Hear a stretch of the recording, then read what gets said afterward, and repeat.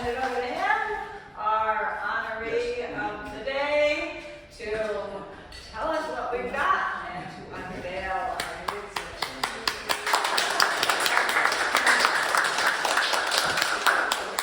Thank you, Nancy, and thank you all for being here. It's great to see you all. It's appropriate that we're doing it now because last week marked the 35th anniversary of Mountain Park closing, which is truly hard to believe. It's also the 125th anniversary of the park opening, which also is hard to believe. You know, the park was with us for almost a century, and I still dream about it, you know, almost every night. Good dreams are bad. Good dreams. Good dreams.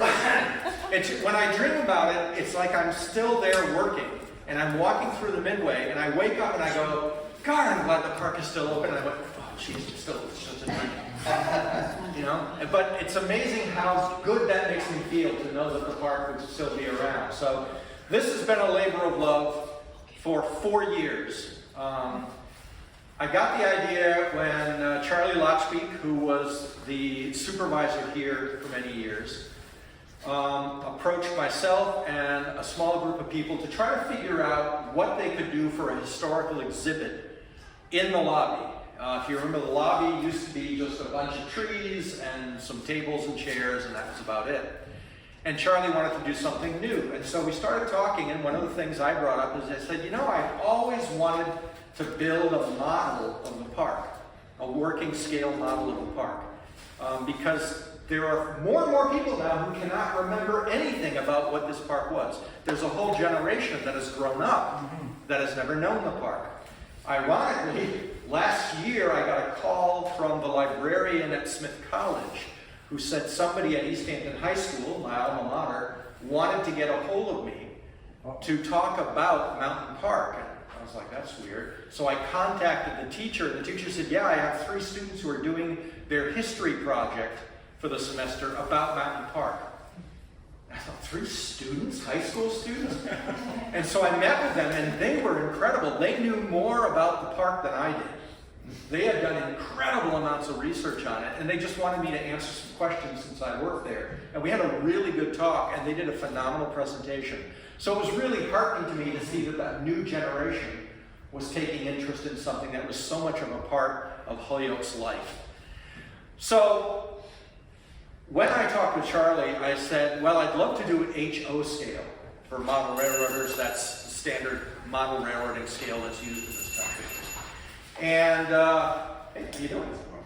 And so I said, yeah, I'd really like to do it in HO scale because I have these HO ride models that I got. Karen, my wife, and I were on honeymoon in Pennsylvania, and I stopped at the International Hobby Corporation, which makes scale models of all sorts of amusement park rides.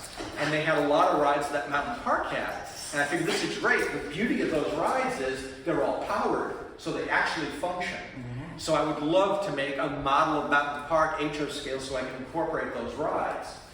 And it turned out, when I did the measurements, an HO scale model of Mountain Park would have been 28 feet long. Charlie said, no, can't do that. Little too big. So, yeah, I wanted to go for it. So I looked at it at N gauge, which is the next scale down. That would have been 18 feet. Charlie said, well, I got 6 to 8 feet I could give you. And so I started thinking and thinking and thinking, and I finally figured out how to make this thing in scale 6 feet. Now at that scale, everything is really, really, really tiny. So tiny I did not include any people in it because they would be ants. They would be just minuscule. So, but at least I had a focus and I had a way to do it. And it was just a 4-year process of gradually building it up and overcoming some of the challenges. And there's a link up there on the panels that are up there about the model creation. If you go to that link, then you'll be able to read all about the process that went on for 4 years. And thanks to Flynn Marr, the fabricating company just down around the corner, they were able to build a cover for this so that it wouldn't get damaged, which is a really important thing because I wouldn't want to leave this thing out in the open because there are too many delicate parts on it. The base I concocted because it needed someplace to stand. And so with Mel and Nancy, we figured out where to put this thing because originally we were going to put it in there, then up there, then we weren't sure. And Mel really wanted to redo the lobby. And I said, just like Charlie did, and I said, well, let's figure that out. And so we said, why not put it smack in the middle of the lobby? Attaboy, Mel. And so it's a nice calling card. It's, you know, the thing, like you see the billboard, the Mountain Park billboard on the front. In the amusement business, that's known as ballyhoo. And that's something that draws people in.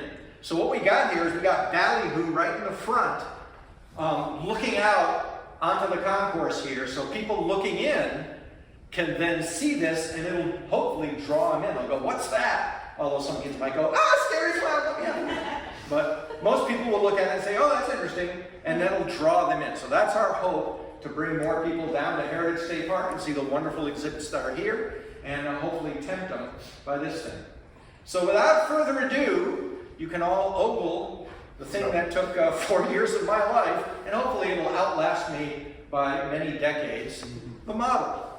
Uno, dos, tres. Wow.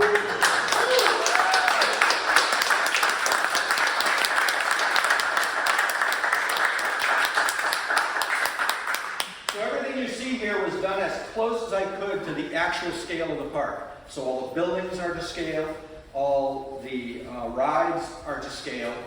The rides and the buildings were a process. So I started out doing it the way I normally would make models, with cardboard and styrofoam.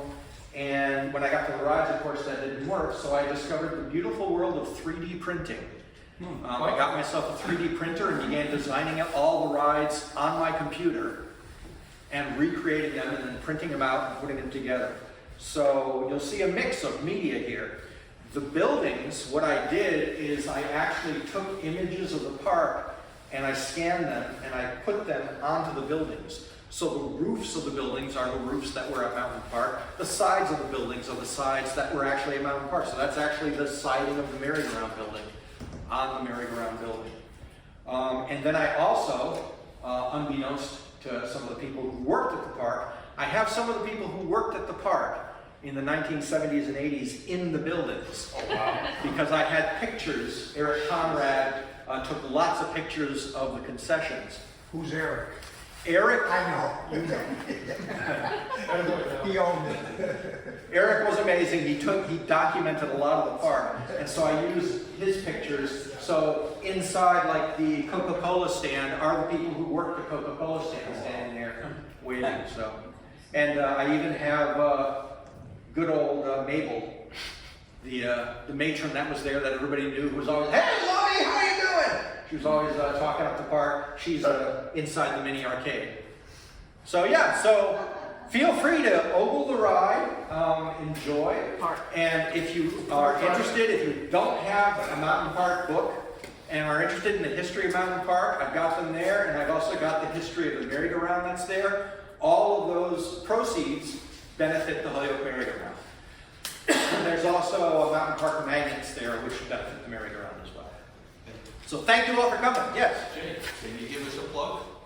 Oh yes, and over at the Senior Center, Gene Mogg over here, he did his own recreation of a bit of the park and the trolley system in downtown Holyoke, and it actually runs. He did something I wanted to do. He actually made something that functions.